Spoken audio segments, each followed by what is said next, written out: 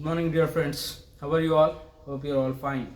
Welcome back to our social study class and the chapter which we were concentrating. The chapter name is Advent of Europeans to India. We were discussing about the Battle of Buxar, which was held in the year of 1764. So this Battle of Buxar, it held in between of Mir Qasim and British military governor or British military officer Hector Munro. In the initial days, Mir Qasim was the puppet in the hand of the Britishers.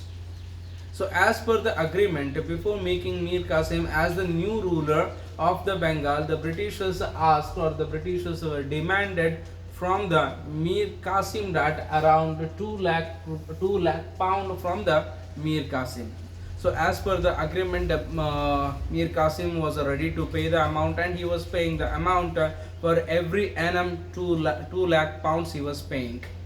But later days, when the Mir Qasim understood about the reality of the Britishers, because the treasury amount of the government or the treasury amount of the kings, it start to get a decreasing, because whenever the Indian officers or else whenever the Mir Qasim's officers were visiting to the Indian merchants for collection of the taxes, everybody used to have a dastak letter and that they were showing.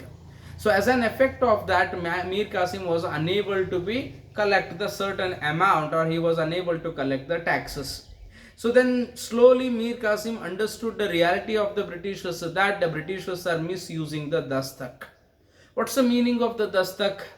Dastak is nothing but it is called as a license letter for the Britishers, which the Farrukh Shiar, the Mughal ruler, had given to Britishers for maintaining free business in India.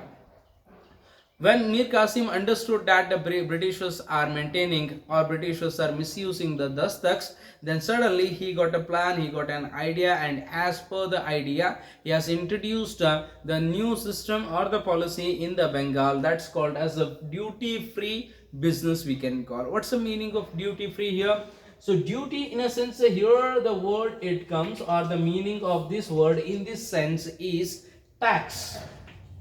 Tax we can call. So then he has declared, Mir Qasim has declared the things that you can maintain business in India, even the Indian merchants it may be there or the foreign merchants it may be there, you all can maintain your business, especially in the Bengal province, without paying any taxations.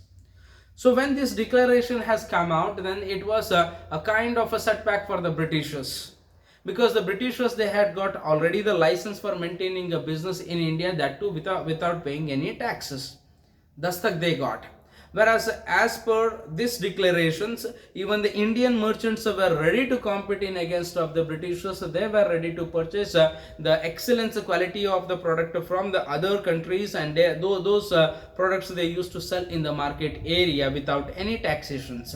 So most of the Indian customers, those who used to be visit for the shops and all, so rather than the British shops or rather than the Britishers, they were concentrating towards the Indian merchants itself, because they used to carry the good quality and the excellence kind of the materials. So in another manner we can find it out, it was a great setback for the British business, because the Britishers, they started to lose the treasury, and Indian people or the Indian merchants were enjoying the facilities of these. So then all of suddenly Britishers were got an idea to remove or to dethrone Mir Qasim from the kingship. So as per the agreement or as per the things, whatever the thought they had got in their mind, so as per that itself, Britishers dethroned Mir Qasim, and in place of Mir Qasim, they declared Mir Jafar as the ruler of Bengal once again. So when the Mir Jafar has become the ruler of the Bengal, because the Britishers knew very well that the Mir Jafar is just a puppet in the hand of theirs, so therefore they declared him as the new ruler. At another side we can find that Mir Qasim was the one who has got completely hurt, or one who has got completely insulted because of this principle or this policy of the Britishers. So then he organized a meeting, secret meeting, he organized with the help of Shah Alam II, the Mughal ruler, and Awadh's Nawab Shujaud-Dawla. So all three together, they were making a proper planning to attack on the Britishers. So one fine moment, all three together, they attacked on the Britishers at the place called as Buxar in the year of 1764. So from the Indian rulers side, we can find Mir Qasim, then again Shah Alam II, then Shujaud-Dawla. Three members were there. From the military force, we can find that Hector Munro. So Hector Munro was the person one who was leading the Battle of Buxar, or he was the person one who was leading the military officers of the Britishers. So the battle it has held in between of Hector Munro and the Shah Alam II, Shujaud-Dawla and Mir Qasim. So finally in this battle we can find that the tri-members or the triple entente, what we can call that, Mir Qasim, Shah Alam II, Shujaud-Dawla, they got defeated by the hands of Hector Munro. So when Mir Qasim understood, when the Mir Qasim come to know that I am going to lose the battle, he escaped from the place. He just ran away from that place. So in place of him, so when he has escaped from that place, so by that time the Britishers got two more members, those who were left out, those who have come for assisting Mir Qasim, those who have come for helping Mir Qasim, they are going to get surrendered by the hands of Britishers, in the hands of Britishers. Who are they? Shah Alam II and another one is Shujaud-Dawla. They arrested these two members. Then again there was an agreement in between of Britishers and Shah Alam II and Shujaud-Dawla. So what are the outcomes of this battle? What the agreement was? These are all the things we will concentrate in today's class, which is the last topic of this chapter. Outcome number 1. Shah Alam II accorded the Diwani rights over the Bengal to the Britishers. First one. So as per the agreement itself, the Britishers were making certain conditions in against of the Shah Alam II. They are demanding, the Britishers were demanded, if we want to leave your place, or if we want to leave you as to be maintained as a king only, so then you have to provide a Diwani rights at your place. Diwani rights means what? That we have to understand first. So Diwani rights, it is nothing but it is a permission for collection of the taxes. Collection of a land tax it may be there, the collection of a business tax it may be there, the collection of any sort of the taxation it may be there, that all we can call it as a Diwani rights. So here from the Shah Alam II, especially in the Bengal province, from the Shah Alam II, the Britishers are demanding the Diwani rights. So obviously the Shah Alam II need to give the Diwani rights for the Britishers. In case if he is refusing, then definitely they will attack and they will remove Shah Alam II, and instead of Shah Alam II they will appoint their puppet as they are doing with Mir Jafar. So same things it will be take place. So therefore Shah Alam II agreed for the Diwani rights, and he has given Diwani rights to the Britishers to collect any sort of taxes and get the money with them itself. Next one, second. Shah Alam II gave away all the rights over the Bengal to the Britishers for an annual income of 26 lakh rupees. So here we can understand that Shah Alam II, he started to give, he was taking from the Britishers only 26 lakh rupees he was collecting from the Britishers, and within that amount itself he has given all the permission or all the rights to the Britishers to maintain any sort of administrative things in the Bengal. He was taking only 26 lakh rupees from the British for every annum, for every year, and instead of that he was giving complete rights to the Britishers over the Bengal. So this is the matter of Shah Alam II. Now let's see what about the Shujaud-Dawla. The Nawab of Awadh, Shujaud-Dawla, had to give 50 lakh rupees as the war penalty. Now the Nawab of Awadh, he need to pay 50 lakh rupees as the penalty of the war. See here, you can understand, my dear children, these two people are not at all initiatives, or they haven't taken any initial part in the war of Buxar. They have just come on the request of Mir Qasim.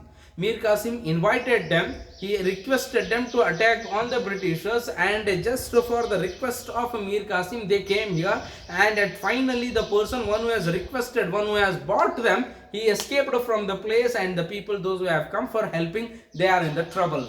So Shah Alam II has given Diwani rights to them. He has given a complete right to the Britishers just by collecting 26 lakh rupees for every annum. So here the Nawab of Awadh Sujauddaulah, he need to pay 50 lakh rupees as a war penalty, because they have declared a war in against of the Britishers. So as a penalty of that, they need to pay 50 lakh rupees, and he paid it. Then again, at another side, we can find that with the death of, by this time itself, Mir Jafar was died natural death. With the death of Mir Jafar, the British was paid a pension, certain pension amount to the Mir Jafar's son, and they had purchased the entire the Bengal province in their hand. So British was paid Mir Jafar's son a pension, certain amount they had paid, and they had purchased the complete Bengal in their control. And by now we can understand that complete or entire the Bengal, it has fallen in the control of the Britishers at one side. So meanwhile we can find Robert Clive has entered into India in the year of 1765, and in India he has introduced the dual government, which can ask you in examination for 2 marks. See, what do you mean by Diwani rights? This question it is going to ask in examination for you for 1 mark. So Diwani rights, it means it is nothing but a collection of taxations. It is called as a Diwani rights. Then dual government, it means what? The dual government, actually it is introduced by the Robert Clive in the year of 1765. The meaning of the dual government is, in one country or in one dynasty there are 2 governments. Dual in a sense 2, dual sim and all we are calling like that, okay? So dual personalities. So dual government in a sense 2 governments in one dynasty. How come it is? One side, one dynasty, or the few rules will be for the Britishers and a few rules will be for the local ruler. What are the rules or what are the duties for the Britishers? Collection of taxes, the taxations of the land, it may be there, the taxation of the import and export, it may be there. Overall, the money matter will be looked after by the Britishers, and if any case or any civil war or civil cases are there, if such kind of the things are there, which is too normal one, so thus such kind of the cases will be looked after by the local kings. Hope you understanding. So ಒಂದೇ ರಾಜ್ಯದೊಳಗಡೆ 2 ರೀತಿಯಾದಂಥ ರಾಜಕೀಯ ಆಗ್ತವೆ, 2 ರೀತಿಯಾದಂಥ ಆಡಳಿತ, dwell government ಅಂತ ಕರಿತೀವಿ ಅದನ್ನ. ಬ್ರಿಟಿಷರು ಅಂದ್ರೆ ರಾಬರ್ಟ್ ಕ್ಲೈವ್ ಇಂಟ್ರೊಡ್ಯೂಸ್ ಮಾಡಿದ್ದು. ದುಡ್ಡು ಬರುವಂಥ ಎಲ್ಲ ಕೆಲಸಗಳೆಲ್ಲೂ ಕೂಡ ಬ್ರಿಟಿಷರು ನೋಡ್ಕೋಬೇಕು. ಲ್ಯಾಂಡ್ ಟ್ಯಾಕ್ಸ್ ಆಗಿರಬಹುದು, ಅಥವಾ ಬಿಸ್ನೆಸ್ ಮೇಲೆ ಇರುವಂಥ ಟ್ಯಾಕ್ಸ್ ಆಗಿರಬಹುದು, ಅಥವಾ ಯುದ್ಧ ಯಾರ ಮೇಲೆ ಯಾರು ಯಾವಾಗ ಹಾಕಬೇಕು, ಯುದ್ಧ ಯಾವಾಗ ಮಾಡಬೇಕು ಅನ್ನೋದಿತ್ತಂತಂದರೆ ಅದನ್ನು ಕೂಡ ಬ್ರಿಟಿಷರು ನಿರ್ಧಾರ ಮಾಡಬೇಕು. ಎಲ್ಲವೂ ಕೂಡ ಬ್ರಿಟಿಷರ ಕೈ ಒಳಗಡೆ. ಇನ್ನು ರಾಜನಾದಂಥವನು ಇವನು ಬರೀ ಪಪ್ಪೆಟ್ ಅಂತ ಹೇಳ್ತಾ ಇದ್ದೀನಿ, ಕೈಗೊಂಬೆ. ಆತನ ಕೈ ಒಳಗಡೆ ಏನು ಕೆಲಸಪ್ಪ ಅಂದರೆ ಯಾರಾದರೂ ಜಗಳ ಮಾಡಿದರೆ ಆ ಜಗಳವನ್ನು ಬಿಡಿಸುವುದು, ಅದನ್ನು ನ್ಯಾಯ ಮಾಡುವುದು, ಇದೇ ಕೆಲಸ ಅಷ್ಟೇ. ದುಡ್ಡಿನ ವ್ಯವಹಾರದೊಳಗಡೆ ರಾಜ ಕೈ ತಲೆ ಹಾಕಂಗಿಲ್ಲ.